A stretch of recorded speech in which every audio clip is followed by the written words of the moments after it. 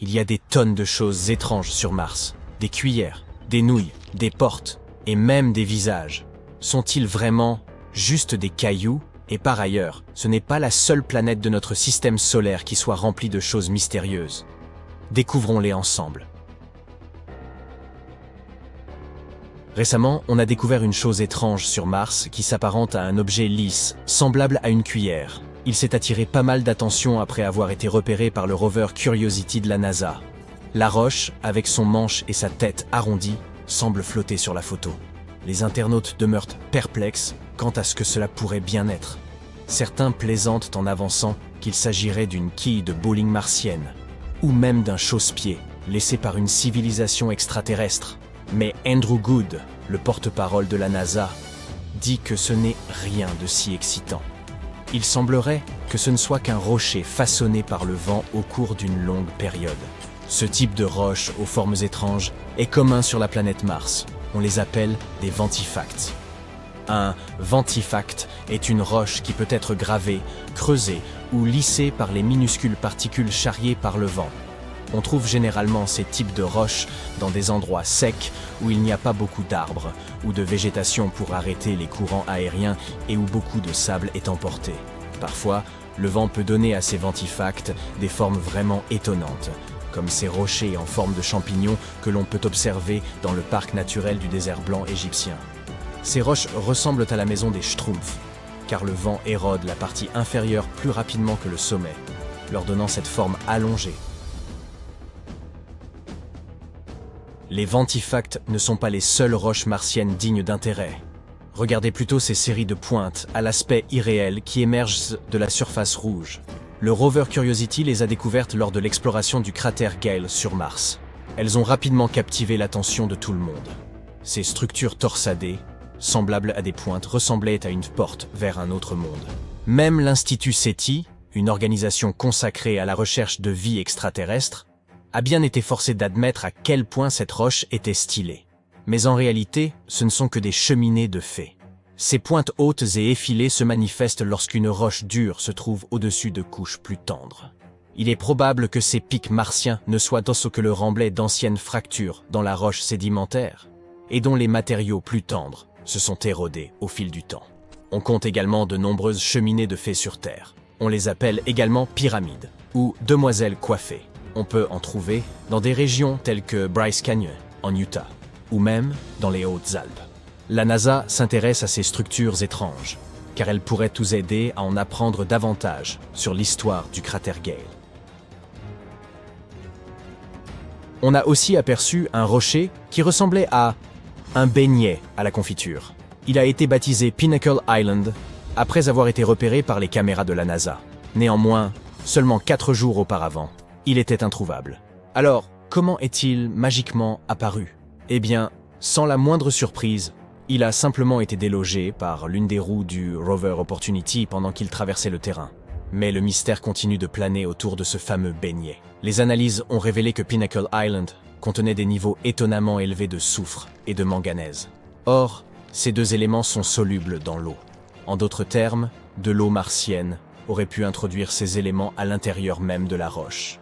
Ainsi, cette petite chose a soudainement causé un certain scandale, ainsi qu'un procès intenté contre la NASA. Un homme soutenait que l'agence avait négligé la possibilité qu'il s'agisse là d'un authentique champignon martien. Mais toutes nos trouvailles ne sont pas d'ordre naturel. Une autre découverte déconcertante a été cette chose repérée par Perseverance. Ça ressemble à des spaghettis ou à de la ficelle emmêlée. À l'inverse du beignet mentionné plus tôt, cet objet mystérieux est apparu dans une image saisie par la caméra du rover, puis a disparu dans le sol sablonneux en seulement quelques jours. Il semblerait qu'il puisse d'agir des débris du système d'atterrissage du rover martien. Perseverance a atterri dans le cratère G0 en février 2021. Il a connu un atterrissage difficile et a accidentellement dispersé des débris tout autour de lui. Certains de ces débris apparaissent dans les images du rover depuis un certain temps maintenant.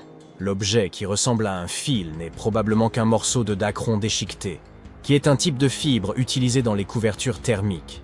Ces couvertures aident à réguler la température des équipements pendant l'incandescent processus d'entrée dans l'atmosphère martienne. Il a probablement subi une déchirure et des dommages significatifs en raison des forces à l'œuvre pendant l'atterrissage. Les couvertures thermiques se perdaient pas mal de choses à l'époque, comme ce morceau de feuilles brillantes repéré en juin par exemple. L'astromobile l'a retrouvé sur un rocher. Ce qui est remarquable, c'est la distance que certains de ces débris ont parcouru.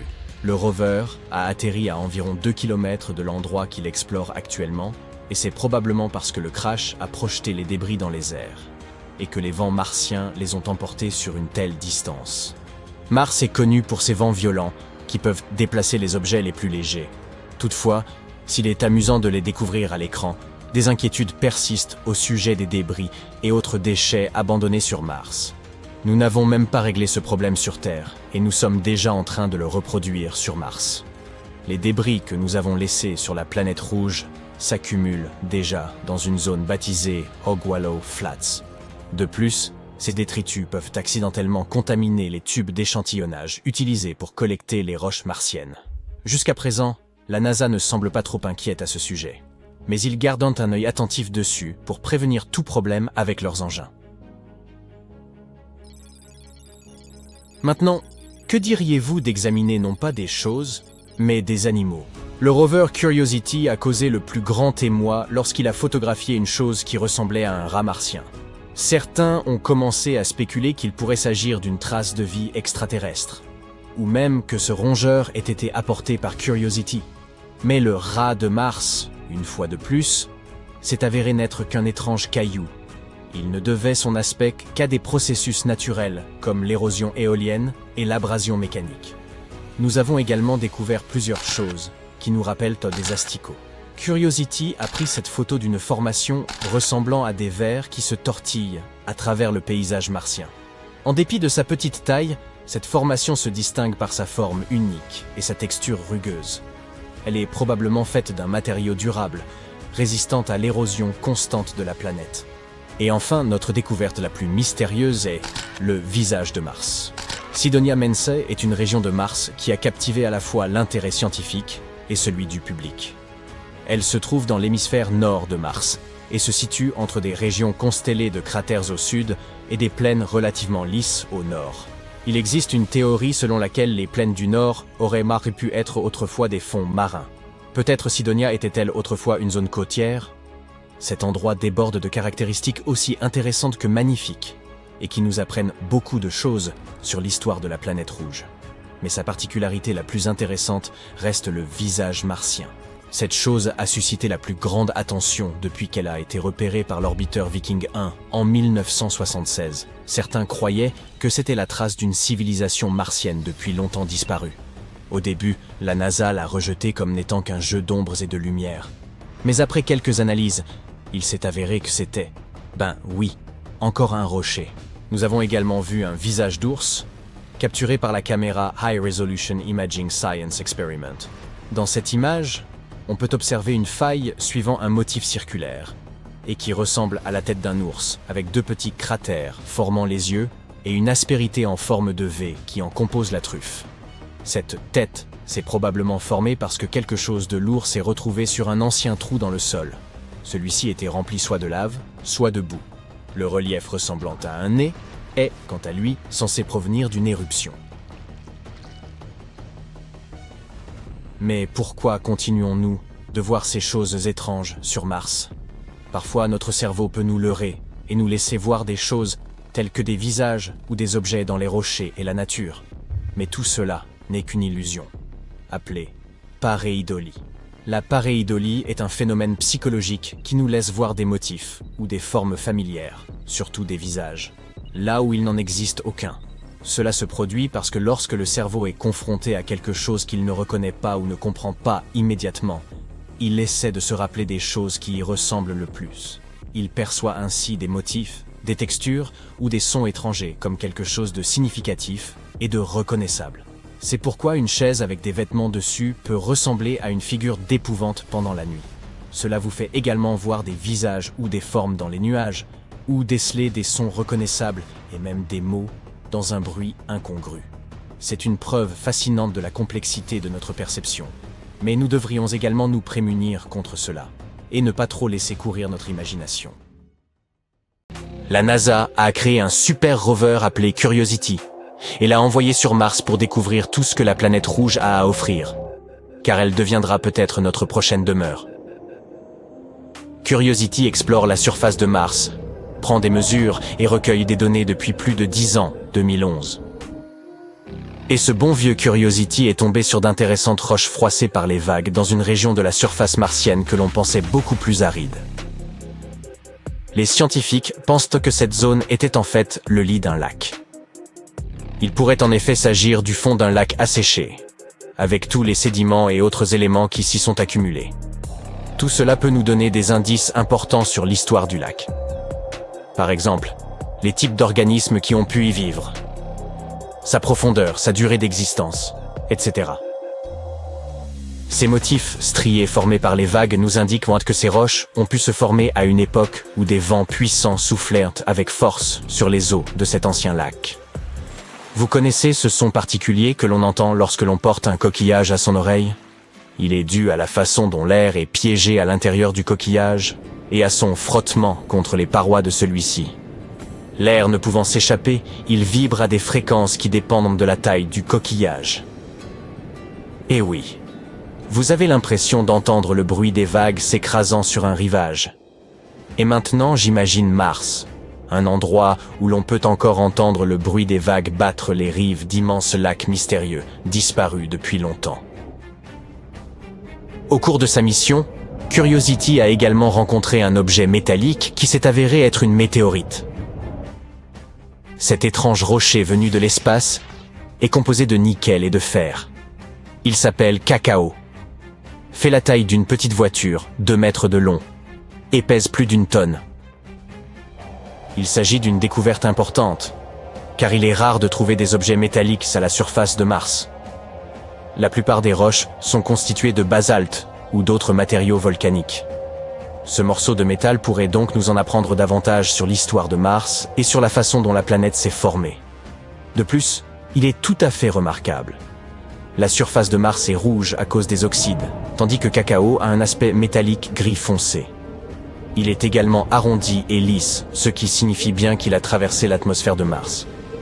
D'autres robots ont exploré Mars. Par exemple, le Mars Reconnaissance Orbiter, ou MRO, de la NASA, a découvert des dunes de sable circulaires. Les dunes de sable sont très répandues sur la planète rouge. Elles se présentent sous différentes formes et tailles, mais ces dunes circulaires-là sont beaucoup plus rares. Elles sont constituées de sable foncé et sont entourées de matériaux plus clairs. Ce qui est intéressant, c'est qu'elles sont disposées selon un schéma spécifique, comme les rayons d'une roue. Cela pourrait être dû à la façon dont les vents soufflent à cet endroit. Mais revenons à notre ami Curiosity. Il a découvert bien d'autres choses intéressantes, comme les niveaux d'oxygène dans l'atmosphère de la planète, par exemple. Les niveaux changent en fonction des saisons. Il y a plus d'oxygène au printemps et en été. On ne sait pas encore pourquoi, mais bien sûr ces niveaux restent insuffisants pour que nous puissions respirer sur Mars. La concentration d'oxygène y est de 0,1%, soit environ 100 fois moins que dans l'atmosphère terrestre. L'atmosphère de Mars est principalement composée de dioxyde de carbone, avec des traces d'autres gaz. Curiosity a également décidé d'analyser l'âge des roches découvertes. Et il semble qu'elles soient beaucoup plus anciennes qu'on ne le pensait. Certaines remontent à plus de 3 milliards d'années. Notre rover a aussi trouvé des molécules organiques dans des échantillons de sol. Ces molécules sont en fait les éléments constitutifs de la vie. Cela ne prouve pas qu'il y ait effectivement de la vie sur Mars. C'est simplement l'un des éléments qui suggère qu'il pourrait y avoir eu une forme de vie il y a très longtemps. Curiosity a décelé des preuves potentielles de l'existence d'un grand réservoir d'eau liquide sous la calotte polaire sud, probablement très salé et rempli de différents minéraux. Cette salinité élevée est la raison pour laquelle cette eau pourrait rester liquide à des températures bien inférieures au point de congélation. Ce serait plutôt sympa de disposer d'un océan souterrain dans lequel se baigner, surtout lorsque ces vents martiens fous font rage à la surface. Et ce serait génial d'avoir quelque chose qui nous protégerait des niveaux de radiation insensés sur la planète rouge. Le sol martien contient des substances chimiques et des sels toxiques qui peuvent être très nocifs pour l'homme. Les astronautes pourraient être exposés à ces substances toxiques, soit par contact direct avec le sol, soit en inhalant des poussières contenant ces sels. De plus, ces substances pourraient poser un problème pour les cultures. Il s'agit d'une découverte très importante pour les futures missions sur Mars, car les astronautes devront être en mesure de cultiver leur propre nourriture pour pouvoir survivre. Un autre élément favorable à l'idée d'une vie potentielle sur Mars est la découverte de méthane. Le méthane est une découverte très importante car, habituellement, ce sont les organismes vivants qui le produisent. Sans eux, d'où pourrait-il provenir? En réalité, il y a plusieurs explications possibles. Il y a par exemple l'activité géologique des réservoirs souterrains. Une autre idée est que des météorites auraient apporté ce méthane sur la planète rouge. Fait intéressant, les niveaux de méthane sont plus élevés dans certaines zones. Je ne sais pas ce qu'il en est pour vous, mais j'aime bien la théorie selon laquelle le méthane proviendrait d'organismes vivants. Il est possible que les volcans de Mars soient encore actifs. Nous savons qu'il existe de nombreux volcans éteints sur la planète rouge, mais nous n'avons jamais trouvé suffisamment de preuves pour affirmer que certains d'entre eux sont encore vivants. Des scientifiques ont étudié des dépôts volcaniques et ont découvert que certains volcans pourraient être entrés en éruption il y a environ 5000 ans. Auparavant, tout le monde pensait que la dernière éruption s'était produite il y a 3 à 4 milliards d'années. Si l'on pouvait comprimer l'histoire géologique de Mars en une seule journée, cela équivaudrait à une éruption survenue il y a une seconde. Alors, on ne sait jamais. Le magma bouillonne peut-être encore secrètement sous la surface martienne. Les générations futures venues y bâtir des colonies auraient de quoi vraiment s'amuser.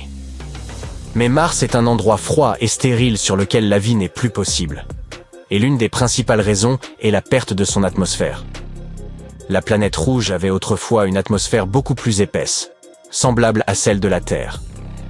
Ce phénomène s'explique en grande partie par la faiblesse relative de son champ magnétique. Le champ magnétique terrestre protège notre atmosphère du vent solaire, un flux de particules chargées provenant de notre bel astre. Sans un champ magnétique puissant, Mars n'a pas pu se protéger face à cette force dévastatrice qui a fini par emporter la plus grande partie de son atmosphère. Un autre facteur ayant joué un rôle important dans la perte de l'atmosphère de Mars est sa gravité relativement faible. La gravité de Mars étant plus faible que celle de la Terre, les molécules de gaz s'échappent plus facilement dans l'espace. Mars était donc assez proche de notre planète à une certaine époque. Mais avec son atmosphère ténue, elle ne peut pas conserver la chaleur, ce qui la rend très froide et très difficile à explorer pour nous. Mais c'est peut-être une bonne chose que nous n'ayons pas eu l'occasion de visiter la planète rouge à sa belle époque. On dit qu'un immense déluge y aurait eu lieu. Oui, Mars était très probablement plus humide et plus hospitalière qu'elle ne l'est aujourd'hui, avec de belles rivières et de magnifiques lacs, étangs et autres étendues d'eau. Certaines recherches ont également mis en évidence l'existence de grands canaux creusés à la surface de la planète. Ces canaux sont bien plus grands que tous ceux que nous avons pu découvrir par le passé. Ils suggèrent que ce grand déluge s'est produit il y a des milliards d'années. Il a peut-être été causé par différents phénomènes, tels que l'activité volcanique, la fonte des glaces et la libération de dioxyde de carbone par la croûte terrestre. Ce déluge aurait peut-être même créé des étendues d'eau temporaires. Espérons que nous trouverons davantage d'indices de la présence de traces de vie microbienne. Ce serait quand même sympa. Cela ressemble à une plage ordinaire, mais quelque chose éveille votre méfiance.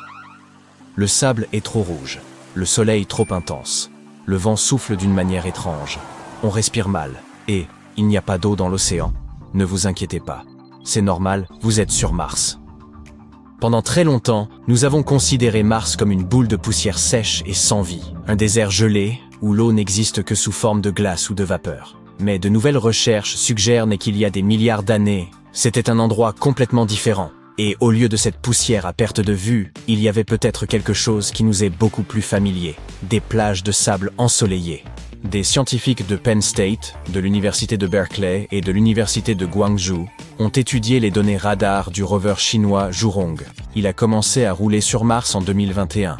En explorant la surface de la planète rouge, Il a découvert des formations rocheuses inclinées qui ressemblent étonnamment à ce que l'on trouve sur les côtes terrestres.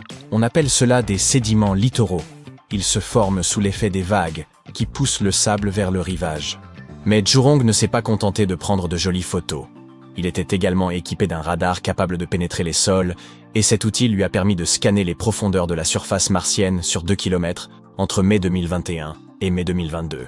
Il a fait une découverte assez incroyable. Des couches de sédiments formant une pente d'environ 15 degrés, soit une configuration identique à celle que l'on trouve sur Terre. Et non, cela ne provenait pas du vent, de volcans ou d'autres phénomènes naturels. Ça ressemblait vraiment à une plage. Et c'est en fait très important. Car s'il y avait des vagues et des marées, c'est qu'il devait y avoir une grande étendue d'eau. Cela signifie que Mars a peut-être autrefois réuni les conditions idéales pour accueillir la vie. Même après 3,5 milliards d'années, ces formations sont encore incroyablement similaires à nos plages terrestres. Il y a donc eu une époque où Mars était bien plus qu'un simple rocher poussiéreux flottant dans l'espace. Après nous avoir dévoilé cette surprise, le radar de Zhurong a scanné le sol à 79 mètres de profondeur et découvert des couches sédimentaires. Elles se sont formées le long d'un chemin perpendiculaire à un ancien littoral qui existait probablement il y a 4 milliards d'années. D'un autre côté, ce n'est peut-être pas si surprenant. Jadis, Mars n'était pas le désert aride et gelé que nous connaissons aujourd'hui. Son atmosphère était plus dense, son climat plus chaud, et l'eau liquide y était abondante. Et je ne parle pas de quelques petites flaques. Les plages ne se forment pas sans une masse d'eau importante.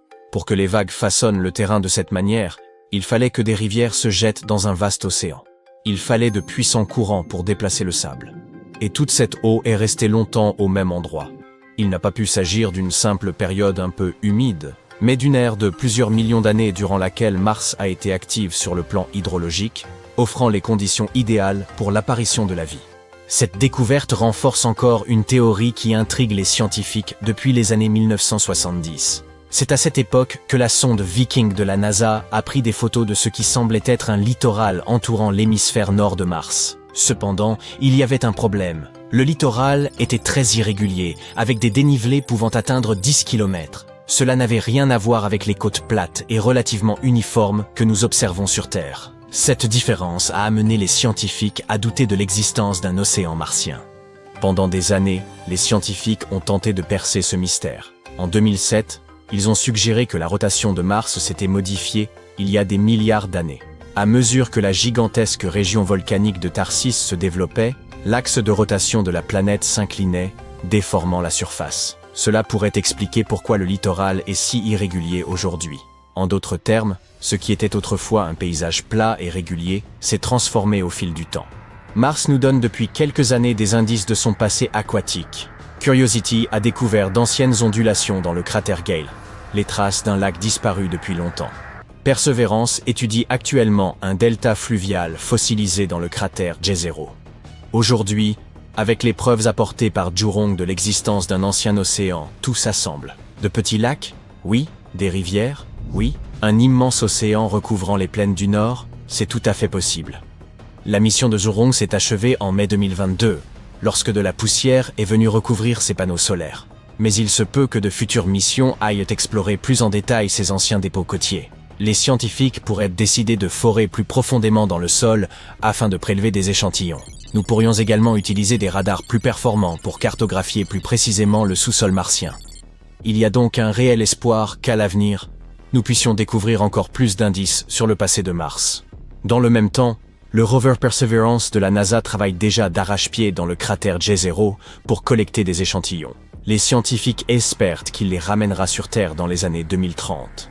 Même si ces échantillons ne proviendront pas de l'ancien océan, ils pourraient tout de même nous aider à en savoir plus sur l'histoire liquide de Mars. Pour l'instant, la découverte d'anciennes plages nous donne un aperçu d'une époque où la planète ressemblait peut-être beaucoup plus à la Terre, avec de l'eau, des vagues et des rivières.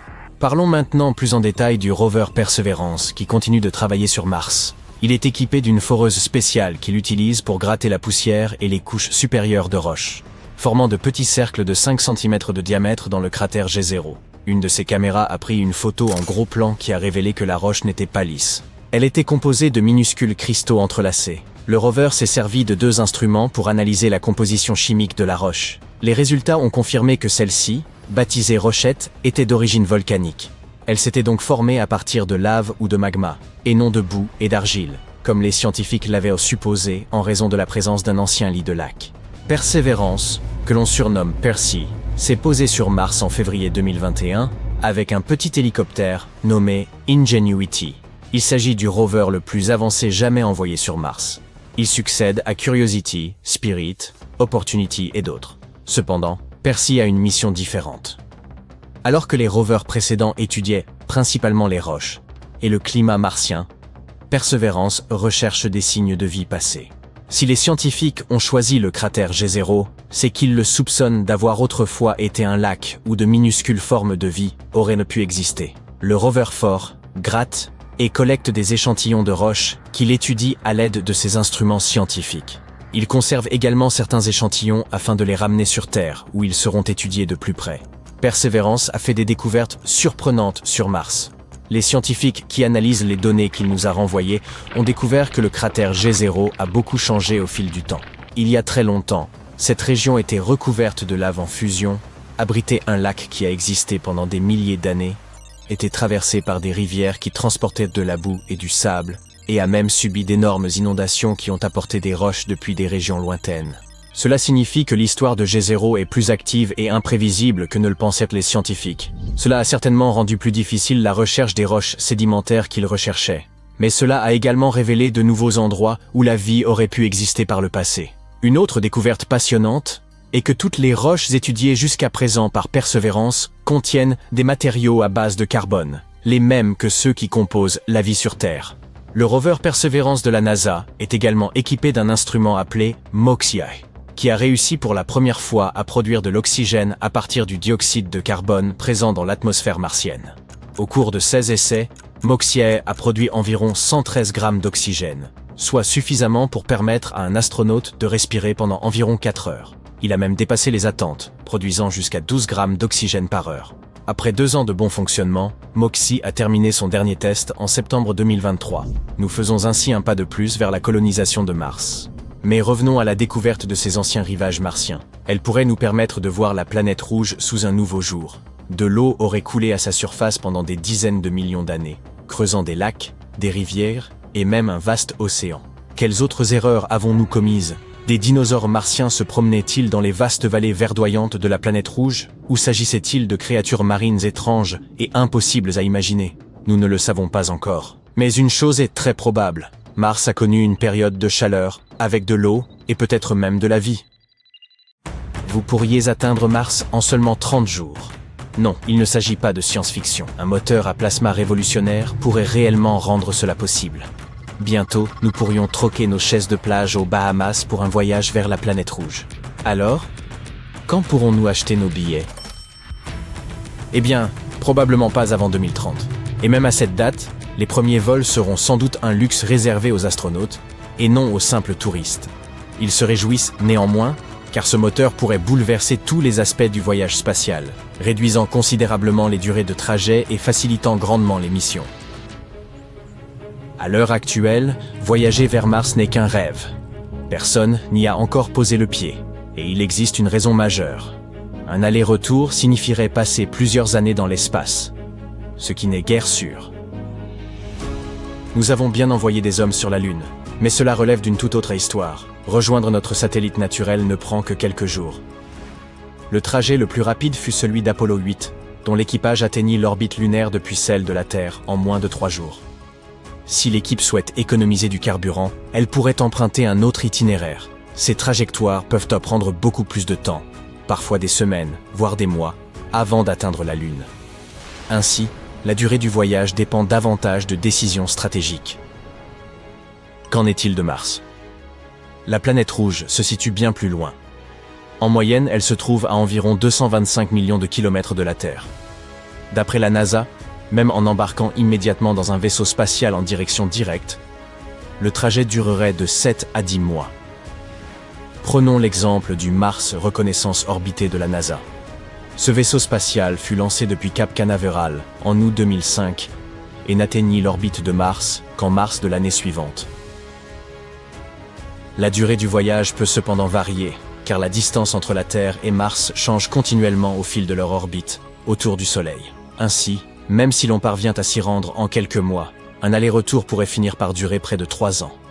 Et personne n'aspire à cela. Non seulement il serait particulièrement monotone de vivre là-haut sans Netflix, mais le danger est réel. Passer un temps prolongé dans l'espace peut infliger des dommages sérieux au corps humain. Une mission vers Mars exposerait les astronautes à 3 environnements gravitationnels distincts. Durant le voyage vers Mars, ils seraient en apesanteur. Puis, à leur arrivée, ils devraient évoluer dans une gravité équivalente à un tiers de celle de la Terre. Enfin, au retour, ils auraient à se réhabituer à la gravité terrestre. Alterner entre ces différents champs gravitationnels n'est certainement pas anodin. Les astronautes peuvent perdre leur équilibre et leur sens de l'orientation, entraînant nausées et confusion. Affronter de tels effets lors de l'atterrissage sur Mars n'a rien d'amusant ni de facile. Et ce n'est qu'une partie des difficultés. De nombreux autres défis se présentent lors d'un voyage aussi long, tels que des délais de communication pouvant atteindre 20 minutes dans un sens, la probabilité de panne d'équipement ou d'urgence médicale, et la nécessité constante de rationner avec soin vivres et fournitures. Heureusement, le moteur évoqué précédemment pourrait remédier à cette situation et réduire considérablement la durée du trajet. Du moins, c'est ce que suggèrent les scientifiques qui ont élaboré un prototype de moteur de fusée électrique à plasma capable de nous conduire vers Mars en seulement 30 à 60 jours. Et si votre première réaction fut « un moteur à plat, quoi ?» Rassurez-vous, nous allons clarifier cela. Voici une fusée conventionnelle, semblable à celle que l'on voit décoller de Cap Canaveral. Elle fonctionne en injectant dans son moteur un carburant à hydrogène liquide et un oxydant à oxygène liquide. La combustion libère une énergie considérable, produisant une poussée. En termes simples, le gaz brûlant extrêmement chaud est éjecté à l'arrière, propulsant la fusée vers l'avant, et elle s'élance ainsi dans l'espace.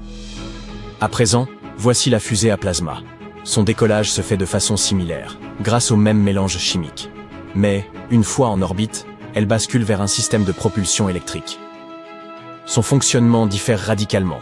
Plutôt que de brûler hydrogène et oxygène liquide, elle emploie 2 électrodes. Lorsque des particules chargées circulent entre elles sous haute tension, un champ magnétique se crée, expulsant ces particules hors du moteur. Le plasma surchauffé s'est projeté dans une direction, tandis que le vaisseau se déplace dans l'autre. C'est ainsi que la poussée est générée. Nous parlons d'une poussée d'au moins 6 newtons. Pour vous donner une idée, 1 newton équivaut à peu près à la force nécessaire pour soutenir une petite pomme face à la gravité. Certes, cela paraît dérisoire comparé à la puissance explosive d'une fusée classique, mais voici l'essentiel. Un moteur à plasma peut fonctionner sans interruption pendant des mois, accélérant progressivement le vaisseau spatial jusqu'à des vitesses extrêmes. Très bien, mais de quelle vitesse parlons-nous exactement ? Les fusées conventionnelles à combustion atteignent une vitesse d'éjection maximale d'environ 4,5 km par seconde. En comparaison, ce nouveau moteur à plasma peut frôler les 100 km par seconde. À de telles vitesses, un trajet en fusée jusqu'à Mars pourrait ne durer qu'1 mois. L'écart est colossal. C'est pourquoi beaucoup estiment que ce moteur pourrait révolutionner totalement les voyages spatiaux, en permettant aux engins de parcourir de bien plus grandes distances tout en consommant nettement moins de carburant. Cette technologie pourrait constituer la clé pour que nous laissions nos empreintes sur le sol martien. Et, qui sait, peut-être même au-delà. Cependant, il n'est pas encore pleinement opérationnel. Il faudra sans doute des années. Pour l'instant, il s'agit davantage d'un prototype, à un stade très précoce de développement. Il est testé dans une installation spécifique, une chambre à vide de 14 mètres de long sur environ 4 mètres de large, reproduisant les conditions de l'espace. L'objectif est de vérifier les performances du moteur dans un cadre réaliste avant de l'envoyer en orbite. Parmi les points qu'il souhaite examiner, figure sa réaction aux rayons gamma. Dans l'espace, les radiations ne se limitent pas à la lumière solaire. Il s'agit de flux de particules subatomiques provenant du Soleil, de la Voie lactée, et même d'au-delà. Bien que minuscules, elles constituent un défi majeur pour les missions de longue durée. Sur Terre, les radiations solaires et spatiales ne posent de guère de problème. Notre atmosphère et notre champ magnétique, absorbant ou déviant la majorité de celles-ci. Mais les astronautes et leurs vaisseaux spatiaux ne bénéficient d'aucune protection naturelle dans l'espace. Le problème réside dans le fait que ces particules à grande vitesse peuvent traverser le corps humain, déchirer l'ADN et causer de graves troubles de santé. Même 1 heure sans protection adéquate pourrait être fatale. du moins pour les astronautes. Et il ne s'agit pas uniquement des humains, les vaisseaux spatiaux subissent aussi ces impacts. Ces particules peuvent pénétrer les matériaux de l'engin et endommager l'électronique sensible, provoquant bugs, dysfonctionnements ou panne totale. Voilà exactement ce qu'il faut éviter lors d'un long voyage, n'est-ce pas? Il n'y a pas de garage sur la route vers Mars. Avec un aller-retour durant plus d'1 an, le problème est d'autant plus sérieux. Plus l'exposition des astronautes et de leurs vaisseaux est longue, plus le risque augmente. Voilà pourquoi il est crucial de trouver des moyens de rallier Mars plus rapidement. Les concepteurs de ce moteur à plasma ne sont toutefois pas les seuls à chercher à atteindre Mars au plus vite. La NASA a récemment collaboré avec la Defense Advanced Research Projects Agency pour tester un moteur fusée à propulsion thermonucléaire dans l'espace. Une technologie susceptible de réduire également le temps de voyage pour les missions humaines futures vers la planète rouge. Dans le même temps, SpaceX nourrit des ambitions encore plus vastes avec son programme de colonisation, connu sous le nom d'Occupy Mars. Leur objectif est d'envoyer des gens vivre réellement sur la planète rouge, dans l'espoir de garantir la survie à long terme de l'humanité. Les premiers vaisseaux devraient être lancés en 2026, probablement sans équipage, mais les scientifiques sont confiants. Ces engins pourraient atteindre Mars en seulement 6 mois. Ainsi, nous avons un moteur à plasma, une fusée thermonucléaire, et toute une mission visant à occuper Mars qui s'efforce d'acheminer des gens vers la planète rouge dans un avenir proche. Mais qui réussira le premier et atteindra la planète le plus rapidement? Seul le temps nous le dira, mais n'hésitez pas à laisser votre avis dans les commentaires. Si vous avez peur des araignées, ne visitez jamais Mars. En mars 2025, le rover Perseverance de la NASA a découvert quelque chose qui ressemblait à un tas de minuscules œufs d'araignées sur la surface de la planète rouge. Ce « quelque chose » se compose de centaines de petites boules rondes collées ensemble. Allait-elle éclore? Des hordes de créatures à 8 pattes allaient-elles envahir la planète rouge? Peu probable. La chose trouvée par Perseverance était simplement posée sur une colline qui porte le nom de Witch Hazel, près du bord du cratère G0. À y regarder de plus près, il s'est avéré que c'était une roche de forme étrange, avec un peu de poussière rouge dessus. Hélas, ou heureusement, il ne s'agissait pas d'œufs d'araignées martiennes. Pourtant, cette formation se détachait vraiment dans le paysage. L'équipe de Perseverance a nommé cette étrangeté St. Paul's Bay. Les scientifiques l'ont qualifiée de roche flottante. Ce terme signifie qu'elle ne s'est pas formée à l'endroit où on l'a trouvée, mais que, d'une manière ou d'une autre, elle a été déplacée. Donc pour l'instant, nous n'avons pas suffisamment d'indices pour déterminer son origine et comment elle a acquis cette mystérieuse texture. Mais ce n'est pas là le seul mystère. Qu'est-ce qui a pu déplacer cette roche de son emplacement d'origine? Une théorie prétend qu'elle aurait été créée par un impact de météorite. La puissante collision aurait projeté des roches dans les airs, et ces morceaux, une fois refroidis, auraient pris la forme de ces minuscules boules que nous voyons maintenant. Si cela s'avère exact, cette roche pourrait venir de très loin, et elle pourrait nous fournir de nouvelles informations sur la façon dont les grands impacts déplacent la matière sur la planète rouge. Mais la NASA pense que la roche serait simplement descendue de la colline Witch Hazel. Elle proviendrait de l'une des couches plus sombres en haut de la colline. Nous avons pu observer ces couches depuis l'espace. Maintenant, l'objectif est d'étudier de plus près la colline en question et de découvrir si ces couches sont faites du même matériau que la roche St. Paul's Bay. Si c'est bien le cas, cela pourrait signifier plusieurs choses. Il y a peut-être eu une activité volcanique dans cette région, ou alors, un gros météore a frappé. Il se pourrait également qu'il y ait eu de l'eau à cet endroit dans un passé lointain. Si cette théorie tient la route, il y a une chance que certaines de ces roches contiennent de minuscules fossiles de microbes. C'est pourquoi la NASA prévoit d'en rapporter un échantillon sur Terre dans les années 2030, grâce à la mission Mars Sample Return. Nous pourrons ainsi les étudier de près et peut-être, qui sait, enfin trouver des signes d'une ancienne vie martienne. Le plus amusant dans tout ça, c'est que ce n'est pas la première fois que les scientifiques tombent sur des arachnides sur Mars. Un terrain a même été surnommé « araignée sur Mars » en raison de sa forme aranéiforme.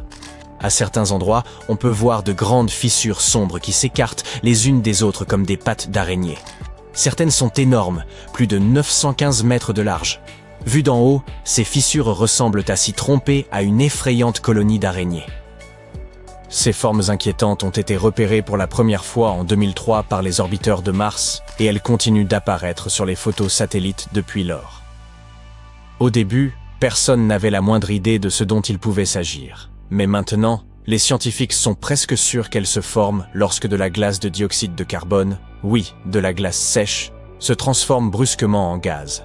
Ce changement rapide provoque la projection de gaz à travers la glace et sculpte ces motifs étranges et craquelés. Une nouvelle fascinante, c'est que les scientifiques de la NASA ont réussi à recréer ces araignées martiennes dans un laboratoire, ici sur Terre. Ils ont construit une installation spéciale qui imite la surface de Mars et ont pu observer de petites araignées se former sous leurs yeux. L'équipe a travaillé 5 ans avant de pouvoir arriver à ce résultat. Et quand ils y sont enfin parvenus, ils étaient ravis. En 2021, des scientifiques ont réussi à expliquer comment ces marques aranéiformes apparaissent sur Mars. Ils ont utilisé ce que l'on appelle le modèle de Kiefer. L'idée de base, c'est qu'au printemps, la lumière du soleil brille à travers de gros morceaux transparents de dioxyde de carbone gelé, également appelé glace sèche. Cela réchauffe le sol martien en dessous, et la glace commence à se transformer directement en gaz. Le gaz s'accumule sous la glace, et lorsque la pression devient trop intense, crac! La glace se fissure, le gaz jaillit, entraînant avec lui du sable sombre et de la poussière, et laissant derrière lui ces motifs inquiétants une fois que la glace fond en été. L'équipe a testé cette théorie en utilisant une grande chambre spéciale, baptisée Dusty. Oui, c'est bien son nom. Elle fait à peu près la taille d'un baril et on peut y recréer les conditions de froid glacial et de très basse pression que l'on trouve sur Mars, environ moins 185 degrés Celsius. Les chercheurs y ont également mis de la fausse terre martienne, qu'ils ont recouverte de glace de CO2.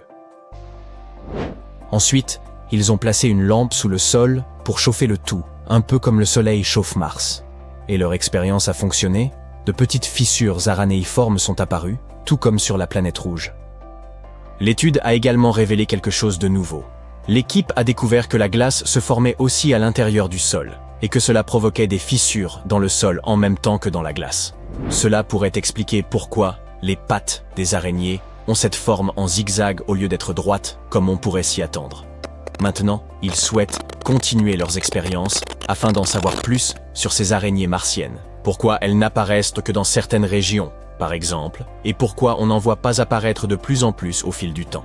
La planète rouge a l'air d'aimer nous jouer des tours. Par exemple, en avril 2023, le rover Curiosity de la NASA faisait une petite pause dans sa recherche de signes d'eau ancienne sur Mars et elle est tombée sur quelque chose de curieux, un guide de voyage. Plus tard, les scientifiques ont réalisé qu'il ne s'agissait évidemment pas d'un livre, mais simplement d'une pierre. Cependant, on dirait bien un petit bouquin relié, avec une page figée en plein mouvement. Ce livre-pierre est minuscule. Il ne mesure que 2,5 cm de large. Il ne contient donc probablement pas beaucoup d'informations sur Mars, mais il tient sans nul doute facilement dans une poche. Puis, en janvier 2023, l'Université de l'Arizona a partagé une autre image étrange. Une formation rocheuse qui ressemblait à la tête d'un gigantesque ours en peluche. On pouvait voir 2 yeux, un nez en bouton et une bouche souriante. C'est l'orbiteur de reconnaissance de Mars de la NASA qui l'a repéré alors qu'il survolait la planète rouge. Des scientifiques de l'université en question nous ont expliqué que le visage de cet ours en peluche était probablement juste une formation naturelle, comme une colline ou un monticule disloqué au centre d'un ancien cratère. Une autre découverte intéressante a eu lieu en février 2022. Le rover Curiosity a repéré quelque chose qui ne pouvait être décrit que comme une petite fleur. On pouvait voir comme des petites branches de corail, mais il s'agissait en fait d'un dépôt minéral ayant pris une forme que l'on observe rarement. La plupart de ces types de dépôts se forment lorsque de l'eau ancienne se mélange avec des roches de surface. Rien de très nouveau donc pour les scientifiques. Mais ce minuscule dépôt était unique en raison de sa forme végétale. La découverte suivante est encore plus surprenante. Un jour, le rover Curiosity a pris une photo de ce qui ressemblait à une porte parfaite dans une falaise martienne. Naturellement, les gens ont commencé à se demander s'il s'agissait d'une sorte d'entrée secrète ou peut-être d'une base cachée pour les astronautes. Mais en réalité, c'était simplement une formation rocheuse vraiment impressionnante. le vent et l'érosion avaient sculpté la roche au fil du temps, créant cette porte parfaitement symétrique. En 2018, un chercheur a remarqué des formes étranges, semblables à des bâtons, sur une image. Et il s'est dit qu'elles ressemblaient à des empreintes fossilisées d'animaux. Malheureusement, la NASA a rapidement rejeté cette idée. Ces traces se sont avérées n'être que des dépôts de sel dans des zones où l'eau s'était évaporée. Vous pouvez trouver quelque chose de similaire sur Terre, par exemple dans le lit des lacs asséchés. Ainsi, bien qu'il soit intéressant de trouver une nouvelle preuve que Mars possédait jadis des rivières et des lacs, ces traces ne sont pas une preuve de vie, juste une formation rocheuse originale. La découverte suivante est absolument incroyable. En 2004, le rover Opportunity de la NASA a trouvé des roches rondes, semblables à des myrtilles. Mais pas le type de myrtille que vous mangez avec vos céréales. Celles-ci sont faites de fer, et elles sont la preuve qu'il y avait autrefois beaucoup d'eau sur Mars. Au cours de milliards d'années, l'eau les a lissées, créant de petites sphères. Les scientifiques pensent qu'elles se sont formées à une époque où Mars était bien plus humide qu'aujourd'hui. Ces myrtilles, riches en fer, sont d'une grande importance, car elles nous montrent que Mars fut jadis bien différente que ce qu'elle est devenue. La terre rouge et aride tremble sous vos pieds. De larges crevasses s'ouvrent brusquement, menaçant de vous engloutir. Pourtant, à la différence de la Terre, ces secousses ne proviennent pas des entrailles de la planète. Elles sont provoquées par une menace venue de l'espace. Des scientifiques ont récemment fait une découverte saisissante au sujet des séismes martiens. En exploitant les données d'InSight de la NASA, ils ont établi que certains de ces tremblements étaient dus à des impacts de météorites. Cela signifie que Mars est frappé 2,5 fois plus souvent que ce que l'on croyait, et que de nouveaux cratères naissent constamment.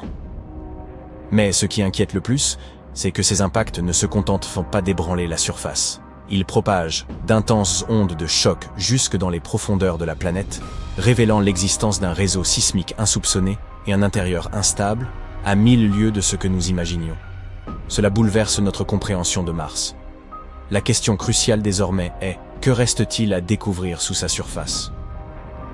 Commençons néanmoins par suivre le raisonnement des chercheurs. Ils ont comparé les données sismiques issues du module InSight de la NASA avec les nouveaux cratères recensés par le Mars Reconnaissance Orbiter. C'est ainsi qu'ils ont constaté que certains impacts engendraient une autoroute sismique, traversant le manteau, au lieu d'être amortis par la croûte. Bien que la mission ait été interrompue en 2022, les données recueillies demeurent d'une grande valeur. L'atterrisseur, qui avait déployé un sismomètre sur le sol martien, a enregistré plus de 1300 séismes, certains provoqués par la fracturation des roches internes sous l'effet de la chaleur et de la pression, d'autres, semble-t-il, par des météoroïdes percutant la surface martienne. En analysant la propagation des ondes sismiques à travers la croûte, le manteau et le noyau, les chercheurs poursuivent leur reconstitution de l'architecture interne de Mars. Par le passé, ils avaient déjà mis en relation les cratères d'impact avec les relevés sismiques. Ces nouvelles recherches constituent néanmoins la première fois qu'un impact récent a été formellement corrélé à des secousses enregistrées dans la région de Cerberus Fossae, une zone fortement active située à 1600 km de la sonde InSight. Ce cratère de 21 mètres de diamètre a été détecté bien au-delà de la distance que l'on estimait compatible avec l'intensité des ondes générées. Jusqu'ici, on pensait que la croûte martienne absorbait la majeure partie de l'énergie libérée par les impacts, limitant ainsi la portée des ondes sismiques. Mais l'examen de ce cratère a révélé que les vibrations, loin d'être amorties, ont suivi un trajet plus direct et plus profond à travers le manteau. Cette découverte inattendue suggère l'existence d'une autoroute sismique sur Mars, permettant aux secousses de se propager sur de bien plus grandes distances qu'on ne l'imaginait. L'équipe d'InSight doit désormais revoir ses modèles concernant la structure et la composition interne de la planète. Une meilleure compréhension de la manière dont les signaux sismiques générés par impact atteignent de telles profondeurs pourrait en découler. Le traitement manuel de ces données colossales aurait exigé des années, mais de nouveaux outils permettent aujourd'hui de réduire en quelques jours des dizaines de milliers d'images à une poignée seulement. Les chercheurs ont donc ciblé les cratères situés dans un rayon d'environ 3000 km autour de la position d'InSight. Leur objectif était de repérer ceux qui s'étaient formés durant l'activité du sismomètre. En comparant les clichés capturés avant et après par la Context Camera, ils ont identifié 123 cratères récents à croiser avec les données sismiques. Parmi eux, 49 correspondaient potentiellement à des secousses enregistrées. Et après analyse supplémentaire, c'est le cratère de 21 mètres situé dans Cerberus Fossae qui a été retenu comme la découverte majeure. Cette avancée pourrait permettre aux scientifiques de mieux distinguer les signaux liés à des séismes internes de ceux provoqués par des impacts de météoroïdes. Jusqu'à présent, Cerberus Fossae était considéré comme une source importante de vibrations sismiques de haute fréquence liées à des phénomènes internes. Mais les nouvelles données indiquent qu'une part de cette activité pourrait, en réalité, avoir pour origine des impacts venus de l'extérieur. Un autre mystère que les scientifiques tentent de percer depuis un demi-siècle est la raison pour laquelle Mars présente deux hémisphères aussi distincts. Les enregistrements des séismes martiens pourraient enfin leur avoir fourni une piste. Depuis les années 70, les scientifiques ont établi que Mars se divise en deux grandes zones distinctes. Les basses plaines septentrionales s'étendent sur près des 2/3 de l'hémisphère nord, tandis que les hautes terres méridionales occupent le reste. Ces dernières s'élèvent à près de 5 km au-dessus des plaines du nord, et leur croûte, cette enveloppe externe semblable à une carapace, s'y révèle plus épaisse. Cette étrange asymétrie géologique porte le nom de dichotomie martienne. Deux hypothèses sont avancées pour expliquer cet écart. La première évoque un processus interne encore mal compris, qui aurait façonné cette dissymétrie. La seconde suppose qu'un gigantesque impact, sans doute provoqué par un corps céleste de la taille d'une lune, ou par une série de collisions plus modestes, aurait profondément remanié la surface martienne. Cependant, l'ancienneté du sol martien complique l'identification précise de l'événement en cause. Mais une étude récente, publiée le 27 décembre 2024, s'est appuyée sur les données sismiques recueillies par l'atterrisseur InSight, afin de déterminer si cette singularité trouvait son origine dans les profondeurs mêmes de la planète. Installée à proximité de la frontière séparant les basses plaines nordiques des hautes terres méridionales, InSight avait pour mission d'enregistrer les ondes issues des séismes martiens, lesquels traversent le manteau, cette couche rocheuse située sous la croûte. Les chercheurs ont ainsi comparé le comportement de ces ondes sous chacune des deux régions, dans l'espoir d'y déceler d'éventuelles différences structurelles. Leurs observations ont révélé que les ondes sismiques s'amortissaient ainsi bien plus rapidement en traversant les hautes terres du sud. Cela indique que le manteau situé sous cette région est notablement plus chaud que celui du nord. Ce constat vient renforcer l'idée que des forces internes, et non un événement d'origine externe, seraient à l'origine de cette séparation géologique. L'équipe de recherche estime que cet écart thermique pourrait remonter à une ancienne activité tectonique qui, jadis, modela la planète avant de cesser en deux. Autrefois, Mars aurait en effet possédé un système de plaques tectoniques mobiles, comparable à celui de la Terre. En se déplaçant, ces plaques et le magma sous-jacent auraient pu engendrer la dichotomie martienne. Mais ce mouvement s'étant interrompu, il aurait laissé place à ce que les spécialistes appellent un couvercle stagnant, une couche épaisse et rigide recouvrant les entrailles en fusion de la planète. Si cette hypothèse se confirme, elle impliquerait que le manteau sous les hautes terres du sud continue lentement à s'élever, tandis que celui des basses plaines septentrionales s'enfoncerait davantage vers le noyau. Ce mécanisme en cours pourrait rendre compte de l'épaisseur accrue de la croûte martienne dans l'hémisphère sud. Néanmoins, l'éventualité d'un impact cosmique majeur à l'origine de cette dichotomie ne peut être totalement écartée. Certaines recherches récentes soutiennent qu'une collision colossale demeure une explication plausible. Pour trancher définitivement, il faudra recueillir davantage de données sismiques martiennes et affiner les modèles de la formation primitive de la planète. Au fait, si l'envie vous prend de visiter Mars, vous pourriez bien tomber nez à nez avec le protagoniste de cette vidéo, l'atterrisseur InSight. Son lancement était prévu pour mars 2016, mais un dysfonctionnement de l'un de ses instruments a forcé la NASA à repousser la mission. Il s'agissait d'une fuite dans le système de vide du sismomètre. Le décollage a donc été reporté à mai 2018, le temps de résoudre le problème. Mais ce retard a entraîné une hausse des coûts, passant de 675 à 830 millions de dollars. Malgré ce départ tardif, InSight a réussi à se poser sur Mars le 26 novembre 2018. Avec le temps, une accumulation de poussière a recouvert ses panneaux solaires, compromettant leur capacité à capter l'énergie. Fonctionnant uniquement grâce à ses panneaux solaires et à des batteries, l'atterrisseur dépendait aussi de rafales de vent occasionnelles, les fameux événements de nettoyage, pour déloger la poussière. Hélas, la zone d'atterrissage s'est révélée trop calme pour que de telles bourrasques se produisent régulièrement. En février 2021, en plein hiver martien, une épaisse couche de poussière avait réduit la production des panneaux à seulement 27% de leur rendement habituel. Pour préserver l'alimentation électrique, la NASA a résolu de faire entrer InSight en mode hibernation, désactivant peu à peu ses instruments pour maintenir ses circuits à température. L'équipe espérait qu'une amélioration du climat permettrait au module de se recharger et de reprendre ses activités vers juillet 2021.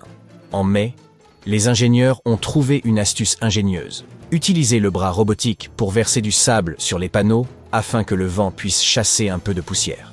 Mais au fil des mois, la production d'énergie est tombée à 1/10 de ce qu'elle était à son arrivée. En juillet 2022, la NASA a basculé InSight en mode économie d'énergie pour qu'il puisse continuer à détecter des secousses martiennes. L'atterrisseur a tenu jusqu'à décembre 2022, puis, le 20 décembre, l'agence spatiale a annoncé avoir perdu le contact avec l'appareil 5 jours plus tôt. La mission a officiellement pris fin le 21 décembre 2022.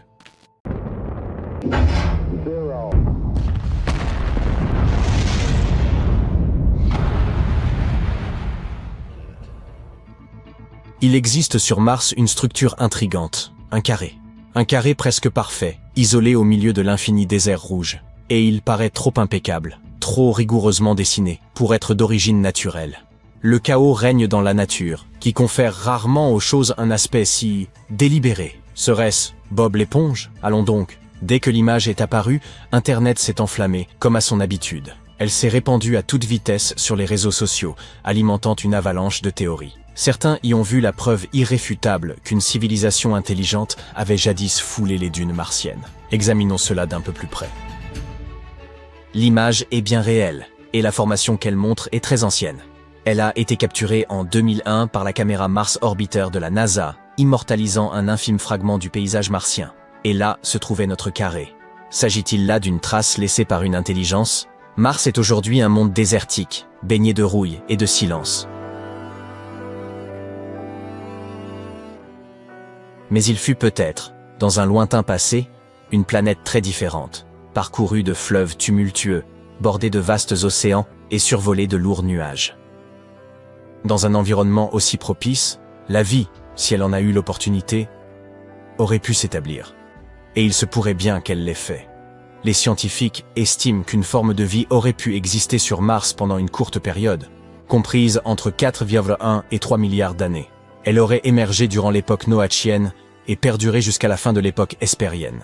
Pendant ce temps, sur Terre, les premiers océans n'en étaient qu'à leur genèse. La vie y balbutiait encore, sous forme de bactéries microscopiques nichées dans les cheminées hydrothermales des profondeurs marines. Tandis que Mars baignait déjà dans l'eau, notre planète ne connaissait ni flore, ni faune, uniquement une vie primitive luttant pour exister. Ainsi, Mars a pris une avance décisive dans la course à l'émergence de la vie. Son atmosphère, bien plus dense, aurait pu retenir suffisamment de chaleur pour maintenir l'eau à l'état liquide. Les vastes réseaux de vallées, ces cicatrices monumentales dans le paysage rouge, témoignent d'une histoire marquée par les pluies, les fleuves et les lacs. Et de gigantesques astéroïdes continuaient de percuter la planète, emportant peut-être avec eux des molécules organiques. Mais si cela est fondé, que s'est-il donc produit? Et où la vie est-elle passée? Une étude récente de la NASA révèle que la situation est plus complexe qu'on ne le pensait. Les astronomes imaginaient qu'un bouleversement avait frappé Mars, un événement cataclysmique, et son doux climat se serait évanoui. Son atmosphère se serait raréfiée. Privée d'un champ magnétique robuste tel que celui de la Terre, la planète aurait vu le rayonnement solaire éroder son enveloppe gazeuse, la laissant froide et aride. L'océan s'est tout simplement évaporé. Une partie de l'eau s'est échappée dans l'espace, tandis que le reste s'est figé dans le sous-sol, ou s'est retrouvé piégé au sein des calottes polaires. Ce qu'il en reste aujourd'hui n'est qu'un vestige spectral, des canaux asséchés et des dépôts salins. Pourtant, il semble que cette transformation n'ait pas été soudaine. Elle s'est opérée au fil de millions d'années, alors que la planète passait d'un monde chaud et humide à un désert froid et désolé. En réalité, Mars a conservé ses océans même après que les températures ont chuté sous le point de congélation. Certaines régions, notamment les basses terres du Nord, auraient pu demeurer humides pendant de nombreux siècles. Mais l'eau ne devrait-elle pas geler en dessous de 0 degré? En principe, oui. Toutefois, plusieurs facteurs auraient pu retarder ce phénomène. L'épaisse atmosphère de Mars, bien sûr, mais aussi la circulation d'eau tiède à travers des courants souterrains ou de surface. Et pendant cette période évoquée plus tôt, du Noachien jusqu'à la fin de l'Hespérien, la vie aurait très bien pu trouver un chemin. Sur Terre, les microbes prospèrent dans des conditions extrêmes, sous les glaces antarctiques, dans les sources hydrothermales abyssales, ou encore dans des lacs volcaniques chargés de toxines. La vie se moque bien de tels obstacles. Ainsi, ces époques martiennes auraient pu lui être propices. Mais ne vous y trompez pas, Mars n'a jamais été un Éden luxuriant. Même durant ses phases dites tempérées, elle ne ressemblait en rien à une planète verdoyante. Dans ses jeunes années, elle présentait des conditions plus extrêmes, plus proches de celles de la Terre primitive. Au cours de l'époque noachienne, elle était certes chaude, mais également humide. Puis le climat a basculé vers l'Hespérien. Les océans s'étendaient alors sur les basses plaines du nord. Les températures ont chuté et la neige s'est accumulée, formant d'immenses glaciers dans l'hémisphère sud, métamorphosant la planète en un désert glacé. L'existence d'une vie microscopique à cette époque est plausible. Mais une civilisation intelligente, c'est nettement moins probable. Le carré devenu viral ne constitue en rien une preuve de vie intelligente. Et voici pourquoi. Tout d'abord, beaucoup s'alarment à l'idée que la nature ne trace pas de ligne droite. Or, cette affirmation est fausse. En vérité, la nature en génère fréquemment. Prenez par exemple la chaussée des Géants, en Irlande du Nord, une étendue spectaculaire de colonnes hexagonales en basalte. Ce phénomène est entièrement naturel, résultat direct d'une activité volcanique ancienne. On peut également citer la Tour du Diable, dans le Wyoming. Vous vous souvenez sans doute du film Rencontre du troisième type, sorti dans les années 80 ? Cette structure rocheuse symétrique s'est formée par simple érosion. Vue depuis l'espace, elle semblerait pourtant artificielle. Alors, que penser de ce carré ? Il pourrait tout simplement s'agir d'un schéma de fracture dans la roche, ou d'un terrain fissuré en ligne droite sous l'effet de la contrainte. Ce type de formation est courant sur Terre, lorsque la roche se dilate ou se contracte avec le temps. Sur Mars, où le sol subit en permanence l'impact de météorites, les vents violents et des écarts de température extrêmes, de telles contraintes sont inévitables. Il s'agit ici d'un cas typique de pareidolie, ce biais cognitif qui pousse notre cerveau à détecter des formes familières dans des motifs aléatoires. C'est un mécanisme que l'évolution a favorisé. Voilà pourquoi nous croyons parfois discerner des visages dans des troncs d'arbres, des animaux dans les nuages, ou des silhouettes dans des formations naturelles. Par ailleurs, la NASA photographie Mars depuis des décennies. Nous disposons d'images en haute résolution de cratères, de chaînes montagneuses, de vallées, de lits asséchés. Une civilisation ancienne n'aurait-elle pas laissé derrière elle, disons, quelque chose d'un peu plus probant qu'un simple rocher carré ? Même en tenant compte de l'érosion, nous devrions repérer davantage d'indices. Routes, fondations, objets, ruines, au moins une trace tangible.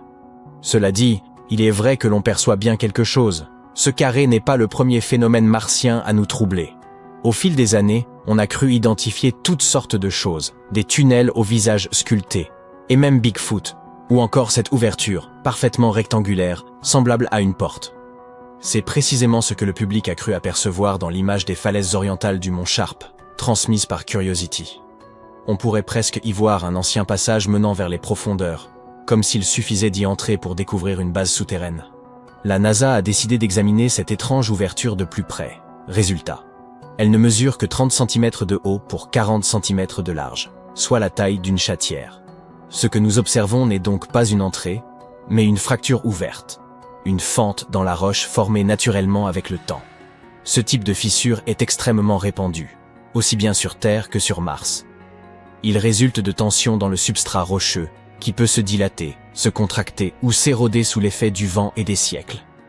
Si vous traversiez un désert terrestre, vous croiseriez quantité de formes analogues. Les canyons, les falaises, voire les blocs de pierre présentent souvent des failles qui, sous le bon angle, évoquent des portes. La seule différence, c'est que la NASA ne les photographie pas. Quant à la supposée rectitude des lignes, elle n'était qu'une illusion d'optique due à l'angle de vue. En élargissant le champ, on découvre qu'il s'agit d'une simple entaille dans une structure rocheuse, bien plus vaste. Songeons aussi au fameux visage de Mars, photographié en 1976 par la sonde Viking 1 alors qu'elle cartographiait la planète.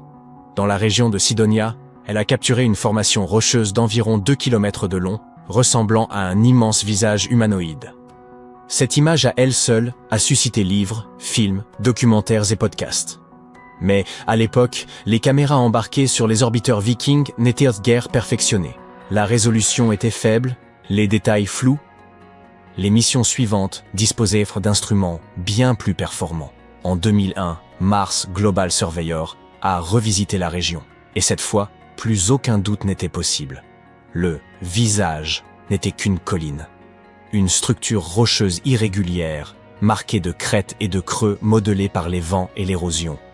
En 2006, une autre mission a permis de capturer une image en couleur, d'une précision remarquable, et le moindre vestige de visage s'était dissipé. Une nouvelle démonstration du pouvoir trompeur de la pareidolie. Mars recèle encore bien des énigmes à élucider, mais elle relève de son passé géologique, non de l'héritage d'une civilisation oubliée. Morale de l'histoire. Ne croyez pas tout ce que vous voyez circuler en ligne. Parfois, un rocher mystérieux n'est rien d'autre qu'un rocher.